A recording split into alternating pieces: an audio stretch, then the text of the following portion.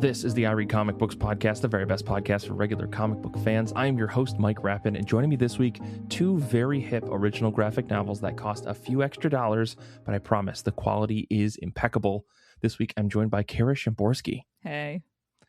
My good pal, Brian Murray. I'm worth it, and so are you.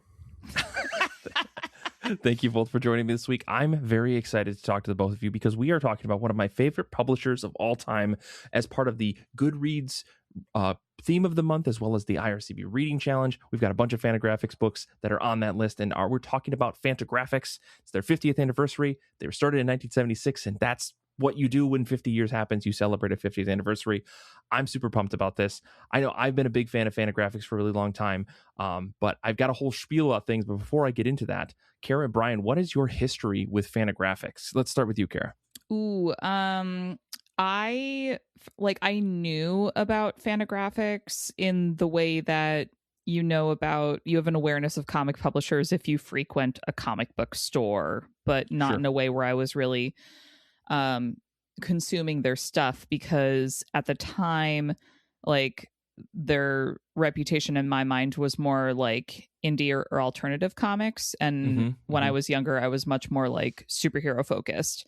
And it wasn't really until I was working at Comixology that they got more on my radar, with like, still that reputation, but also seeing like, oh, like they publish all the Peanuts comics in like more archival or collectible formats. And I don't even think their Disney stuff was on my radar yet, but they really kind of entered my imagination in 2014 when they did a Kickstarter. This was, as far as I can remember, this was the first time that a mainstream comic book publisher had done a Kickstarter, and they did it. The actual Kickstarter page is actually still live on Kickstarter, obviously not accepting donations, but one of their founding partners, Kim Thompson, had been diagnosed with cancer and died very rapidly after diagnosis. So, yeah. And Kim was like responsible, especially for a lot of the international titles that Fantagraphics was bringing in and translating into English and publishing for an English speaking market. And the death, I think, like put the company in a place where they were like, if we don't get a lot of money right now, like we cease to exist. And so they did this Kickstarter, and like I was at Comixology at the time this Kickstarter launched, and we were like all talking about it at the office, and like realizing like, oh my God, if Fantagraphic, it felt like it felt like Fantagraphics was more than just a publisher because of the type of books that they publish, and the comic book community like really rallied behind them. They made something like double their goal. I think they made like over 200K. So they were able to stay afloat and like are continuing to publish like 12 years later. So like I assume it went fine, and like it was like a life-saving event for that company. And then of course the flip side of that is like that is what really started mainstream comic book publishers using Kickstarter to like fund pre-order campaigns. Oh yeah, because like Archie tried to do it after that. They did not make their goal. They were basically like, we have all these great ideas, like fund us, and everyone was like, no, you are not Fantagraphics, you did not just have a crisis, like calm down. What I thought was really funny about the Archie one is they were like, hey, we got all these big name creators. We just need a lot of money to make these books happen. And then there was such a huge pushback. They're like, we're going to cancel the Kickstarter and just pre-order all this stuff. Clearly people want this stuff. And it's like, yeah, Fiona Staples and Chip Zdarsky, like they were the top of anyways, totally different thing. I actually I actually like wrote an unsolicited email to Alex Segura, who was like the head of marketing at Archie at the time, because I had like done an internship in his department. And I audaciously was just like, here's how you should have done your Kickstarter to make it work. And he like very politely responded to me like, thanks, Kara. And I was just like, the audacity of a 20-something trying to save comic books from the inside. Anyway, so like that's where Fantagraphics got on my radar. And you know, like you said at the start of this episode, they are like a more expensive publisher because they tend to do larger books in more premium formats. And now that I am in my late 30s and making a level of money where I can buy books with Wild Abandon, I'm just like, Fantagraphics, take my money. Like, they are easily the publisher that I've spent the most comic book money on in the last like 3 years. Absolutely. I mean, I'm the same way. Like, at this point, I really should just make a Fantagraphics section of my comic book library because it's a problem. But before I get into my history with it, Brian, I'm curious, what is your history with Fantagraphics as a publisher? Borderline non-existent. Right. Pretty much right. Just hearing you and Paul talk about it on the show. Great. I mean, I feel like I knew that, but which is why I wanted you on this episode, because I wanted to see where you were going to pick from the, I'm going to say, stew that is Fantagraphics, because quite honestly, there's a lot of different stuff. But I guess my history with Fantagraphics honestly started with Paul Jasley. Not because Paul recommended anything to me. He did eventually recommend Love and Rockets to me, but Paul came to visit, or Paul came to New York. I went and met up with him while he was visiting the city, and we walked into a comic book shop whose name escapes me, but they went under like a year later. Really unfortunate. And I happened to see this little tiny book called Fonte Bukowski that I had seen on the Comixology homepage. And I never looked at it. I was like, what a weird looking book. And I was like, oh, it's like $9 because it's this little tiny, almost like pamphlet sized book, like even smaller than that. And I was like, I'll buy it. It's like $10. I ended up reading it, falling in love with it because it was insane. Like, it's this writer who thinks he's going to be as big as any massive prose author. He's going to write the next great American novel. And it turns out he's just an idiot. And that's really funny to read if you understand that. Like, the guy changes his name to Bukowski because he's like, oh, name recognition. That's going to get people to buy my book. And it's like, oh, so you're talentless. And that's the idea of the whole series, which I have 3 or 4 versions of all of the Fonte Bukowski books because I can't get enough of it. But yeah, I started there. And since then, I've read the disgusting Megan Mogg books, courtesy of Tia's recommendation. I've read a bunch of Love and Rockets, courtesy of Paul. And then I've delved into like a million other different books. 5 Lane Runways is one of my favorite books that they put out a few years back. I read that the book that you talked about recently, Kara, I think it's Raging Clouds. I think that's what it was. That was a fantastic book. Anyways, like Search and Destroy is a manga that they published. They published all sorts of stuff, and it's so impressive. I mean, they've been around, like I said, for 50 years. That's their 50th anniversary this year. They started in 1976, and they were the original creators of the Harvey Awards. I'm going to go through my little history spiel here because the folks at home need to know. They have been the longest, they've been publishing the long running comics journal, which I didn't know that they published that. It turns out that's where that's published from. In their co-founder, Gary Groth, who started Fantagraphics way back in the day, is still the editor in chief of that. Again, what are you doing in your mid 70s still editing a comic book journal? I don't know. Whatever he wants. I guess. But yeah, they've honestly, they've been like a dark horse of sorts in comics, right? Like publishing manga and original graphic novels and alternative comics since the 70s. And I feel like where the big two have consistently dominated the market, like they've always been there publishing things on the outside, trying to show like everything else that isn't superhero comic books. I mean, they published a bunch of things that like the Hate comic book series, which is like an ongoing series about living in Seattle in the 90s. I think it still even takes place in the 90s, if I'm not mistaken. But they've constantly been there as like this outsider who always published some of the best comic books out there. I mean, they've been winning awards, Harvey Awards, Eisner Awards since the 80s, late 80s and early 90s, and they've consistently won them almost every year, since then. So like, I don't know.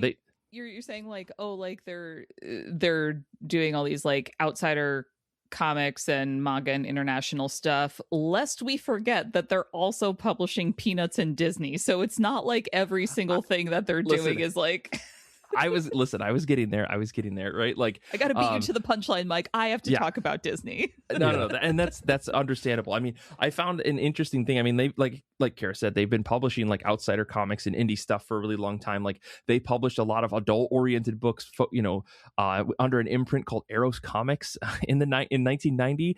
And it was so popular that it basically made the company, who was constantly running like in the red, solvent, right, for the first time ever, because their pornographic and adult comics were so popular, right? I mean, they shut down eventually, I think in 2006 or 2007, I think, based on the Wikipedia article that I was reading earlier. But yeah, I don't know. They've been a mainstay in my eye for the last decade since I picked up that Fonte Bukowski book. Like I just wanted more and more of what they had to offer, and it turns out what they have to offer is incredible, right? Like I think there are things of note that you may have not noticed or known were published by Fantagraphics, like Hip Hop Family Tree, Prince Valiant reprints, the complete Carl Barks library, which I know Kara has talked about many times, Black Hole, all of Peanuts, Megan Mogg, Atlas, the Atlas comics from back in the day, I guess. Usagi Yojimbo was originally published by them, obviously Love and Rockets.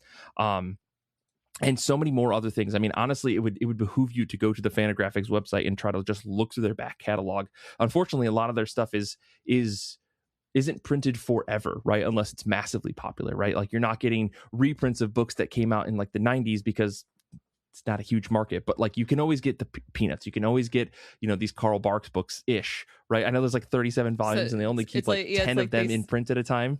Yeah, it's like they sell out. It's almost like the Disney Vault for VHS is brought back for comic books. It's like they do a print run. You got to like get what you can. And they I was going to say, like, my most recent experience with something selling out is, and this is just like purely like the dumb math that I do in my head to justify purchases, like, oh, it's okay to spend this outrageous amount of money on a dress, but like $30 for a comic book, like I'll wait for a discount code. Like I tried to do that for the I forget the exact title, the Mickey's like undersea adventure that was that French Disney comic that they published last year that I talked about at length because it's gorgeous. It's like steampunk Mickey in like an underwater Jules Verne type world. Beautiful colors. And I was an asshole and was like, oh, it'll go on sale. I'll wait for the sale. It did not go on sale. It sold out. No, so I put my name down on the wait list. And the second it came back in stock, I was like, I don't care. $25. What am I even whining about? I want this book. Right. And it's gorgeous. You talked about it, and then I pre-ordered it right after that episode, right? Yeah. So, like, anyways, they've been publishing things, right? And they've been publishing, like, some fantastic comics for a really long time. And I think in the last decade or more, they've published a lot of things that have just been constantly just interesting, right? Like, nobody else is publishing works of the same caliber unless you're a smaller press like Avery Hill, which I should say, Avery Hill's not smaller press. They are a very big publisher in the UK, but, like, regardless, the only thing like comparable to Fantagraphics off the top of my head would be like Drawn and Quarterly and like maybe some of the things that Oni Press does. Yeah, maybe. I mean, old Oni Press, but like, yeah. Anyway, so that is why I was so adamant that we focus on Fantagraphics this year for the Goodreads theme of the month, as well as hopefully pushing in the reading challenge. I mean, obviously, if it's in the theme of the month, it's going to be in the reading challenge. So really forcing everybody to read at least one Fantagraphics book, which is why I'm curious to know what you guys read. So I guess we'll start with Brian. What Fantagraphics book did you pick up and what did you read? So I do feel kind of bad because Mike asked us weeks ago, like, what book we were going to read. And I was like, I'm going to read Black Hole, because I read that back in college and I remember really liking it. And then I sat down to read it today and I was like, I forgot how weird and off-putting this book is sometimes. You needed the multiple weeks to get through it, Brian. Yeah, and that would have been the smart thing to do. But instead, what I did was start reading at 3:00 in the afternoon and decide that Usagi Yojimbo was a much better fit for the mood that I was in today. Which is fair. Yeah. Bunny Samurai it is. I mean, Usagi Yojimbo is by far one of the best comic book series ever created. I love that it has had a home at had its home originally at Fantagraphics before it eventually moved to Dark Horse. But like those first 7 volumes at Fantagraphics, I don't know if you can beat them, honestly. I've never read it. Tell me about it, Brian. So Usagi Yojimbo is a story of Usagi, who's a rabbit. He is a Ronin, which means he's a samurai without a lord, wandering the countryside of 17th century Japan. It is not addressed that he's a rabbit. That is, like, all the people are animal folk. Almost all. There is one, like, apparently human guy, and he's, like, the big villain. I'm sure that that's commentary. Yeah. But at least in this first volume, it's 10 largely unconnected chapters that are just like brief adventures or quests that he goes on. There's a little bit of a through line, like there's a part 2 to a couple of the stories in the book. But for the most part, I mean, you could sit down, read, a 14-page chapter and be done, be satisfied. Like that was a good little story. I would almost say that it's like recommended for kids, if it weren't for the fact that there's just people dying everywhere in this book. I mean, like gruesomely. Well, when they die, though, they just like stick out their tongue and their eyes get crossed over. It's like very cartoonish. There are like some blood splatters as well. But it's just so weird to watch like a character that looks like Garfield murdering a character that looks like Odie. Like, I mean, that's I mean, Jim Davis was probably seconds away from illustrating that at any given moment. So yeah. And like that's an exaggeration. Like they don't look like they're like takes on those characters, but there's definitely like a cat samurai killing a dog ninja. Like, and it is very cutesy until you watch like, Usagi decapitate some guy. It's like, right, we are watching a trained killer do his job. But he has such a soft heart, Brian. Does he? That hasn't really come up yet in the 10 chapters I read. Okay. Well, maybe a little later that becomes a thing, but kind of hard to not love, Rabbit Samurai guy, right? Right? Yeah, and it's surprisingly funny. Okay. Like I guess I don't know why it was a surprise to me. I guess I just wasn't expecting like the kind of humor. Like there's this one like rhino bounty hunter who hires Usagi for a job and winds up like running out on his bar tab at the end, so all the money he paid Usagi has to go to paying the rhino's bar tab. Nice. And then when that character comes back, he does the same thing back to him. Yeah. So we get like this panel of him of the rabbit walking down the street laughing, and we hear the rhino cursing in the background because he just got stuck with his own bar tab. And like that just tickled me. I know it was funny in a very like classic, almost Bugs Bunny-ish way. So you would continue, Brian? Yeah, I probably will. Yeah, maybe I'll pick up like physical volumes. Get wild. Listen. I'm going to say the physical volumes that you can get from Fantagraphics are really nice soft covers, like high quality paper. I mean, it's black and white, like, but it feels really nice. Like they're not the same size as like a regular Marvel or DC trade. They're like a little bit smaller, and it feels right. Because if they were bigger, you'd almost feel like there's like you're making the pages too big, like the art would be too big on the page, which is a weird way to describe things. But like Stan Sakai's art is not highly precise by any means, right? Like it is fairly simple in some ways, in terms of like the line work that he does, but like the slightly compact size, right, is really, really nice. It's like 6x9. It's perfect. And Fantagraphics does a fantastic job with them. I think when he moved over to Dark Horse, he started to illustrate on larger pages, so he's like standard comic book size over there. But like these first 7 volumes that he did at Fantagraphics are a little bit smaller, and they're fantastic. And I think that was because he was publishing them as like zines almost, like they were smaller published size. But yeah, I don't know. If you keep reading, Brian, I guarantee you will have a good time. The digital edition was like the image on the screen was just small enough to make me think I need my glasses prescription bumped up. Because it was like, if I were just a little closer to my screen, or if that picture was just a little bit bigger, it would be perfect. But as it is, I had to like zoom in and use the Hoopla guided feature, which, is fine. It's not Comixology, but it's fine. Right. That's a great pick. Comixology. Yeah, right. I mean, like I said, great pick. This is a great one to start us off with. I could talk about Usagi all day. I recorded an entire podcast with Zach about this on his old show back in the day. So like, really big fan of this series. But Kara, I'm curious, what did you read for today's episode? So many good options, Mike. Would you like the mid-century European comic that is Disney or the mid-century European comic that is not Disney? I'm going to talk about both of them. Let's go with the not Disney first, because I knew a Disney book was. You told me, you're like, I'm not going to read a Disney book, but of course you did. So I told you I would not just read a Disney book. Right.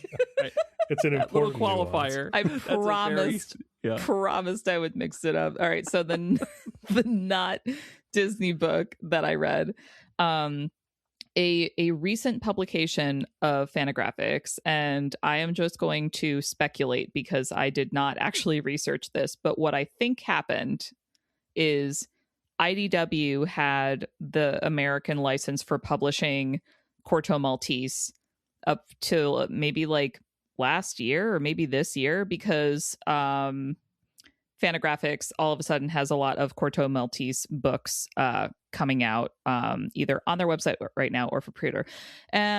Who is Corto Maltese?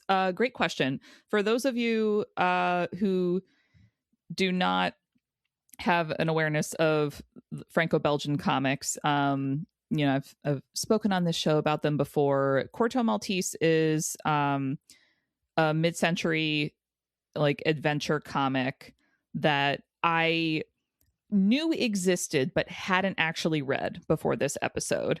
And so when Mike invited me to be on this episode, I was like, an excuse to buy a new Fantagraphics book to talk about? Twist my arm, because they had just released Corto Maltese, The Fable of Venice. And again, this comic was originally published in like the late 70s, early 80s. They had two different copyrights for two different countries, so I wasn't quite sure which date to go with. So 77 or 81.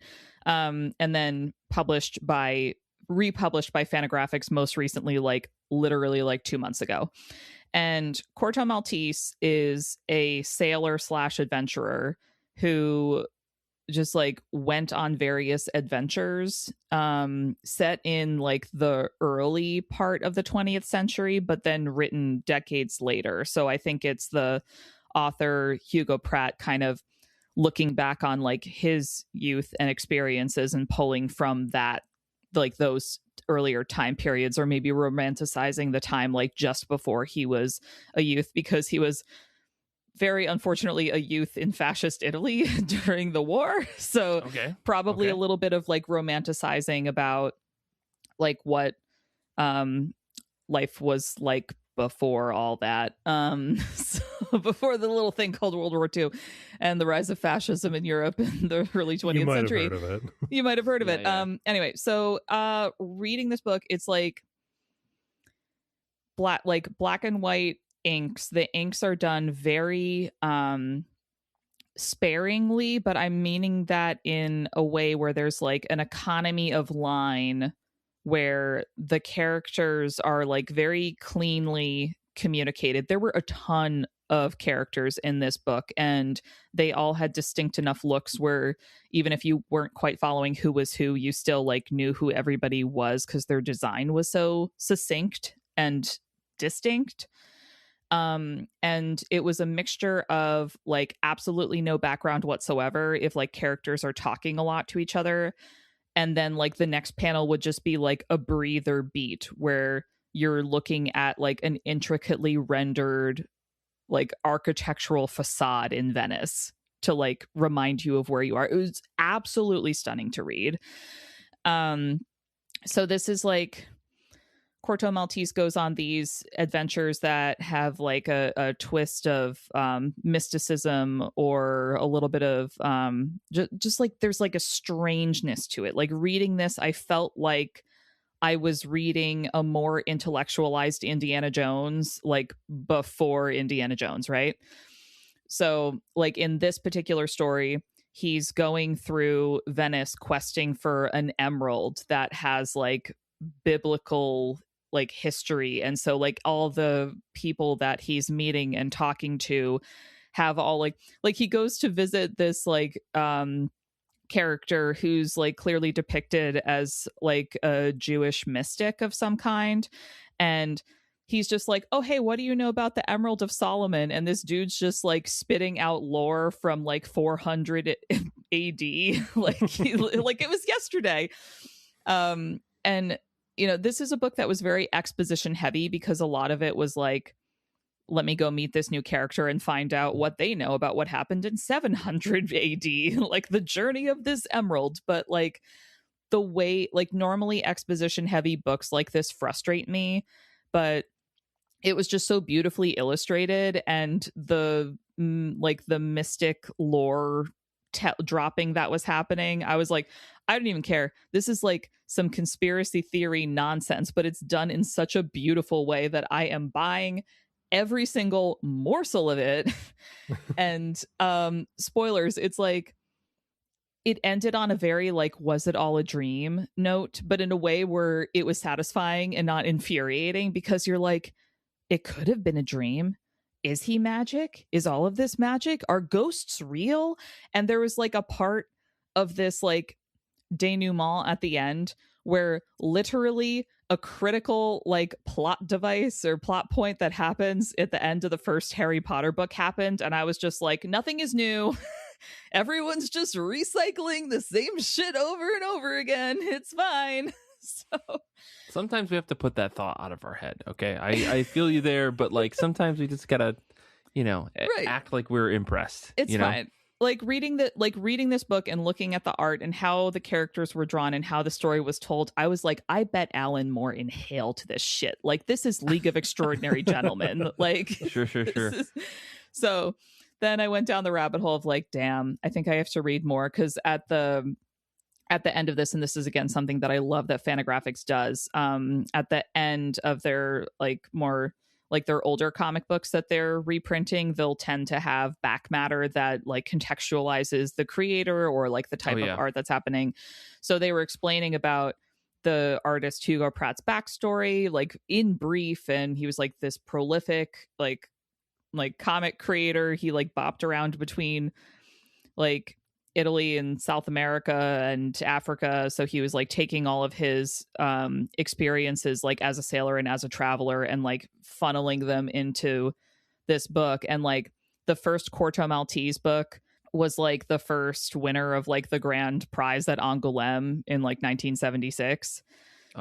Which I did not know. And Fantagraphics is like going to publish it again this fall, but colorized. So part of me is like, I'm pre-ordering this, right? Like this is supposedly like one of the greatest comics ever, and I've not heard of it until now, which is insane, because I feel like I'm the person that I know who like is the most interested in Franco-Belgian comics. But like anyway, but they're doing it in color, and I'm like, oh, but it's black and white, and I always have issues when people colorize that stuff, because then your focus is not on the inks and the line work, it's on the colors. And I'll simply have to go in person and look for myself and then decide, because the version that IDW published in 2020 is no longer available anywhere, so I don't have a choice. Listen, eBay exists. Okay, we can make this happen. I'm gonna jot this down in the back of my mind, and I'll keep a lookout for it. But, thanks, Mike.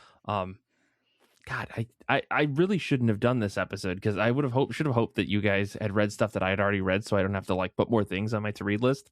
But this sounds very, very cool. It's really cool. Yeah, I dig it. Let me talk about the book that I read, and then we can talk about your Disney book, whatever it is. You will love it, Mike. Cool. You will love it. Your corporate sellout bullshit. Yeah, exactly. We're here to talk about underground shit. We're here to talk about Swedish translated comic books, like the one that I read called Baby Blue, which is actually what I read for this episode. I read this book, Baby Blue, by Bim Erickson. It's translated by Melissa Bowers.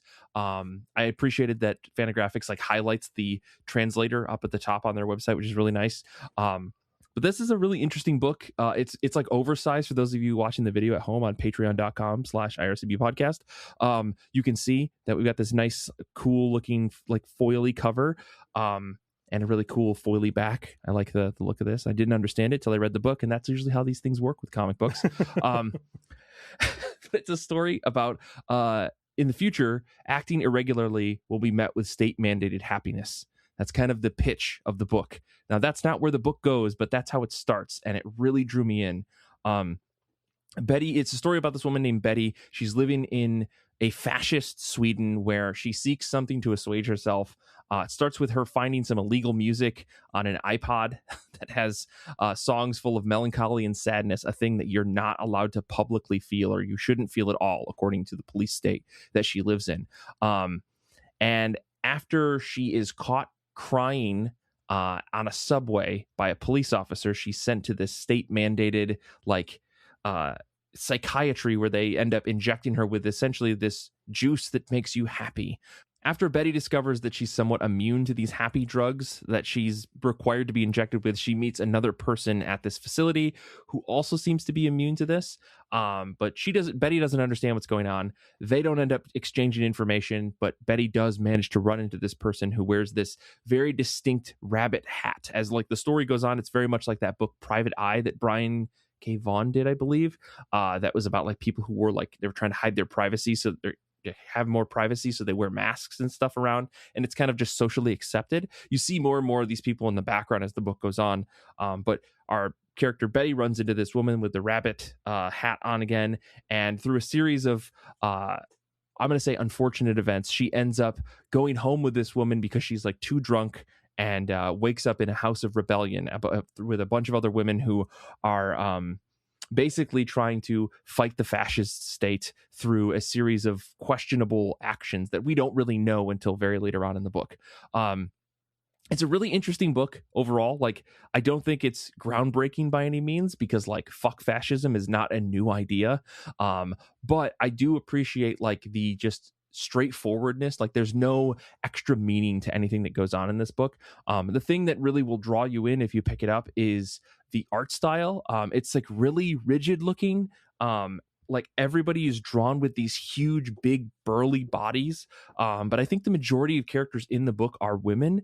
So there's like this like hyper masculine look to all of these people, but it's treated as like hyper femininity. And I don't know if there was something more to that than what the author or the creator was trying to do, but I did like the style. At first, it's a little like strange because everyone's proportions are a little bit off, but like by the end, I was like, no, I really like the statuesque figures that she's drawing for all of these people. I really just, I don't know, this was a really easy read, like in a good way. Like the message is clear and to the point. Like the end all be all is like, you should be able to feel how you should want to feel. You should be able to be who you want to be. Like, no questions asked. Everyone deserves that right. So again, it's not anything new, but it was a really good read, like from start to finish. And again, I think the style of art will either completely be your jam or absolutely not. Like, there's no middle ground, I think, on this book. But yeah, pretty fun stuff. And shout out to Jesse Lonergan, who posted about this on Instagram and gave me a good reason to buy another book from Fantagraphics. So, oh no, yeah. Supporting art. I know. I mean, it's one of those things where like, if a comic, I find this, I'm like a dork. Like, if a comic book creator recommends a book, usually I'm going to like check it out, because especially if it's like not from the big two, because a lot of times it's like, oh, this, my friend wrote this book, you should go check it out. But like, if it's from like an offbeat publisher, maybe they don't even know the person, they're just like, oh, this book was really good, and I'm like, okay, if a comic creator likes this, then there must be something special to it, and there absolutely is with Baby Blue. Like, I don't know, like just looking at this, I'm just like, it's so like kind of like simple, it's like monochromatic in its style, but like, I don't know, it works really, really well. So nice. Yeah, that's what I read. I also been reading Megan Mogg on Instagram, I should say. I don't know if you guys follow Simon Hanselman. On Instagram?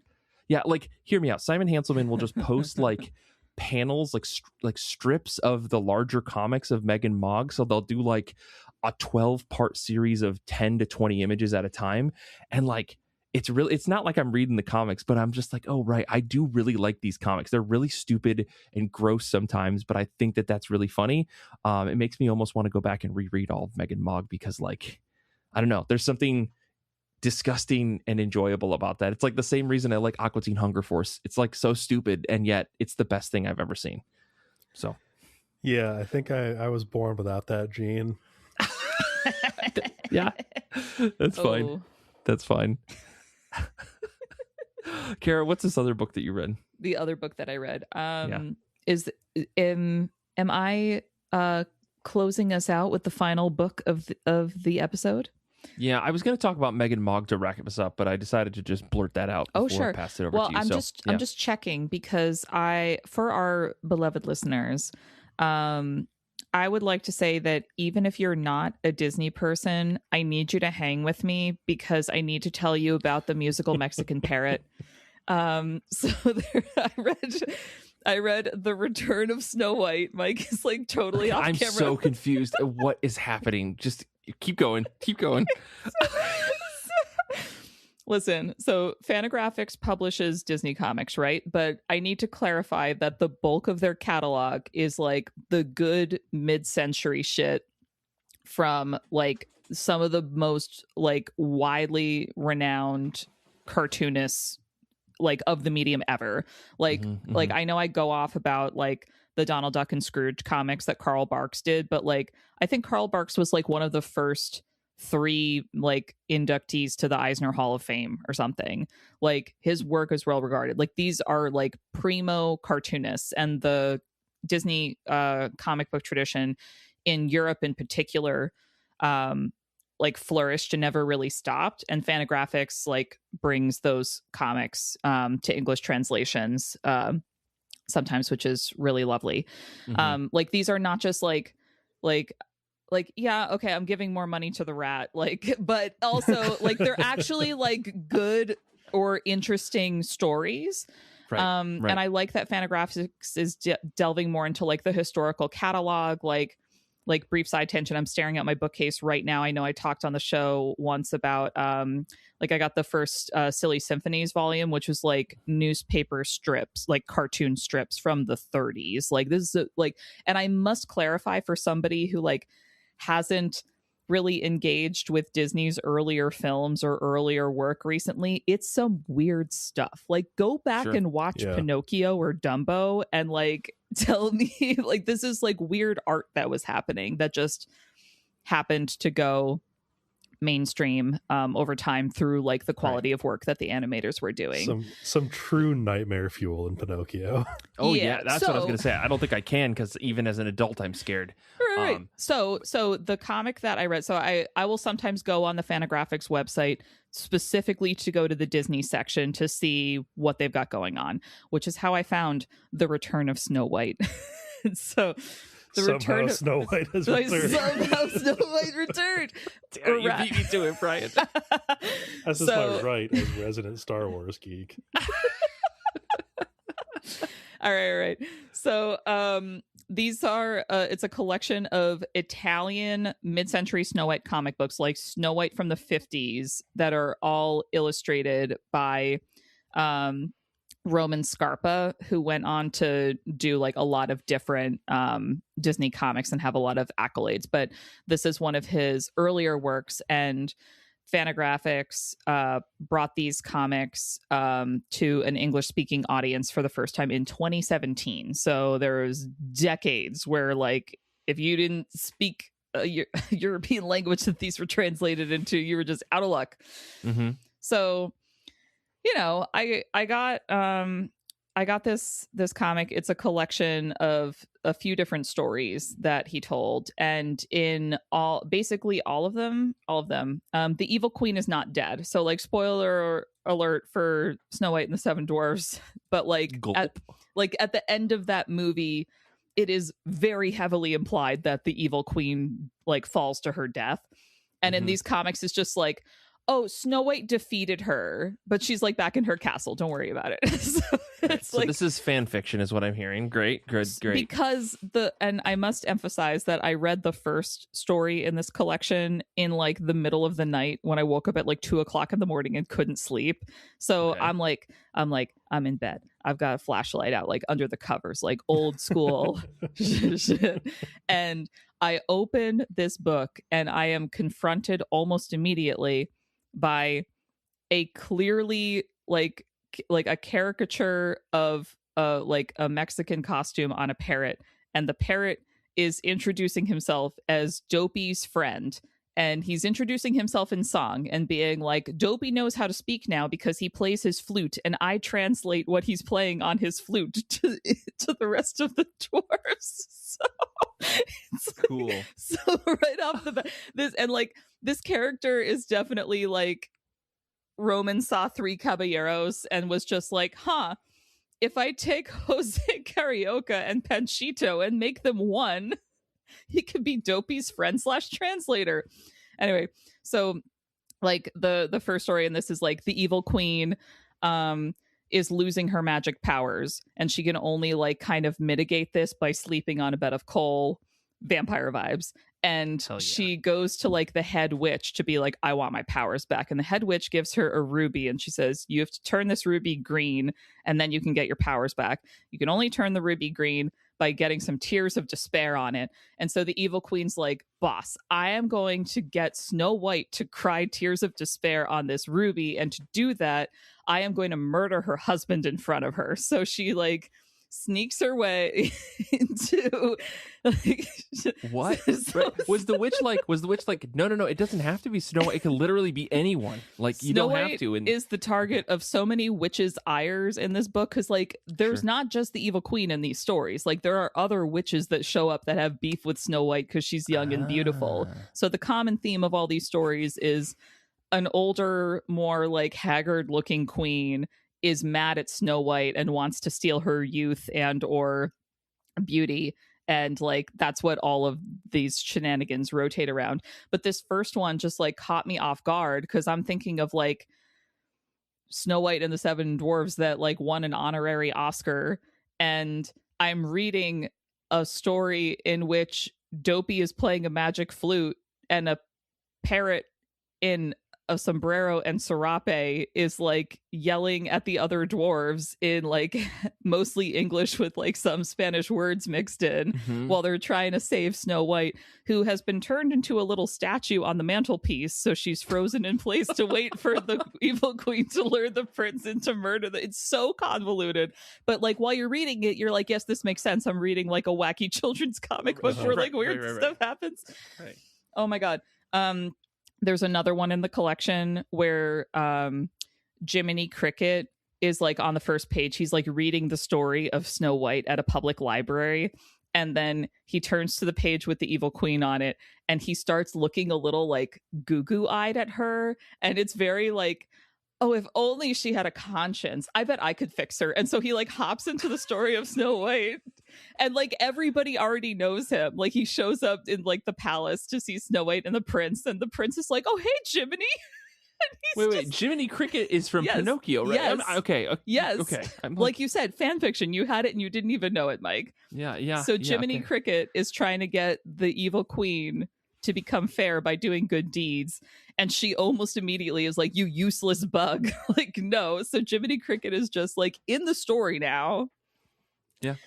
And I'm pretty sure I knew a guy like that in college, right? Like who just like, I could fix her, and then he would get squashed like a bug by her all the time. I don't know. Yeah. There's like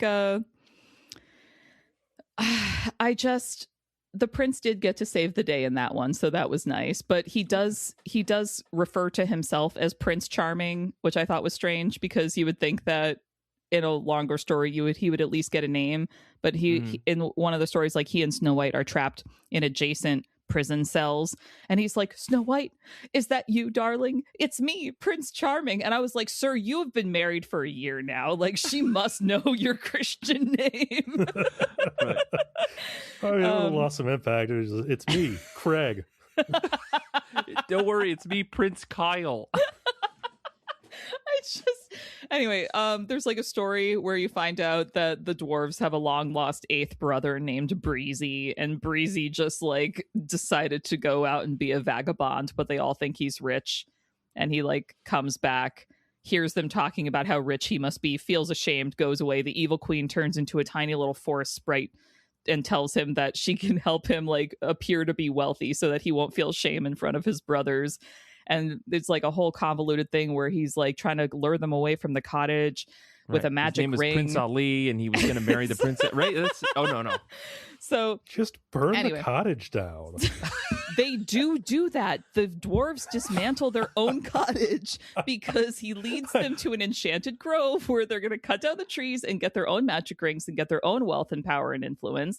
And they realize that they have arrived back in the grove that they cut down years earlier to build their cottage with. So then, motivated by the desire for quick, easy riches, they go and dismantle their own cottage looking for magic rings that don't exist. I am talking about AI, but it's like it is a wildly entertaining collection. I really, really enjoy the little nugget of information that Fantagraphics put in the introduction that tell us that Roman Scarpa modeled his version of Snow White after his wife. And I just think that's so sweet and romantic because she's just like, she's a pretty princess. She has like variations of her like movie costumes in different ways, and she's always just trying to be like save the prince or like just go visit her friends the dwarves and bake them pies. And I'm just like, oh, how nice that this man was just like, who the most beautiful woman is who could be a princess? My wife. He was the first Borat. I see. Anyway, so it was lovely and it caught me off guard. And like I said, like all the stories are just variations of Witch after Snow White, but the way that it was illustrated, like you can see the influence of the Disney comics and movies of the 30s and 40s. And like I said, this is like published in the 50s. There's one character in one of the stories who looks suspiciously like Captain Hook, but I don't know off the top of my head what that timeline was between like Peter Pan coming out and the comic being published, but it's like around that era. It could be just like what they were doing aesthetically at that time. I found it very enjoyable. I'm really glad I bought it. I'm definitely going to read it again, and I'm not going to shut up about this parrot because he's like, it's like he's, I was not expecting any part of that. And then I was frustrated that I couldn't remember Panchito's name, who's the Mexican rooster in Three Caballeros. And so then it just went down a Disney rabbit hole. Like I said, early Disney shit is weird. Like it's worth looking at even if you're not like a Disney person. You said it earlier, but like there is something to be said about some of the massive, monopoly that was Disney, right? When they were still in their like struggling early days trying to figure out like what is it that makes our style, and like you got some people that were working on some pretty cutting edge, I'm going to say cutting edge in a weird way, but like they were definitely pushing like a house style in a way of like unbelievable precision, right? Like there's something to be said about looking at Carl Barks's work or looking at I was just looking at a preview of this book and to be like, oh, like this isn't like, it all seems like it looks like simple line work, but it's like to be able to consistently deliver characters in like pages and different angles and stuff like that is a talent in and of itself that is very, very tough. And I think we take for granted when we look at like big 2 comic books today where you're like, oh, you got to be able to see Superman from every angle. And it's like, yes, draw one of the most iconic comic book characters of all time. But like if you're looking at something from like the 40s and 50s and 60s and you're trying to keep that consistency while also making sure that you're doing something that looks visually interesting. I mean, like there's something to be said about how tough that is, and like the amount of talent it would take as a single person to put these books together, right?